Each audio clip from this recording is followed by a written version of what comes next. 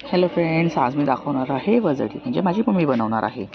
तर मी त्यासाठी माझ्या मम्मीने वजडी छान कुकरला शिजवून घेतलेली आहे, स्वच्छ धुवून, स्वच्छ साफ करून. आता त्याला फोडणीची टाकत आहे. त्यासाठी कांदा लाल केलेला आहे, त्यामध्ये काही आपले सुके मसाले, गरम मसाला पावडर, धनिया पावडर, लाल तिखट, कांदा लसूण मसाला, हळद, मीठ हे सर्व छान मसाले कांद्यामध्ये परतवून घेणार आहे. तिने दुसरीकडे एक वाटण तयार केलं आहे. त्यासाठी लागणार आहे भाजलेला कांदा, भाजलेलं खोबरं, टोमॅटो, कोथिंबीर.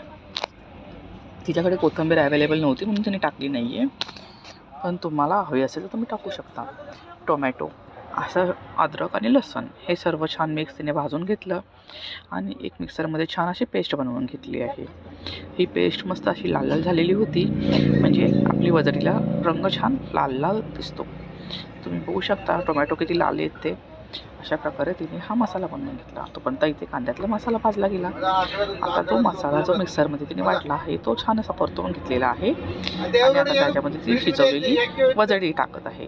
तुम्ही बघू शकता ती अशी या प्रकारे वजडी ॲड करत आहे आणि मस्त अशी मिक्स करून घ्यायची. एक 5 ते 7 मिनटं छान बारीक गॅसवर तिला झाकून ठेवायची, म्हणजे ते मसाले वजडीच्या आतपर्यंत छान मुरले जातील म्हणून.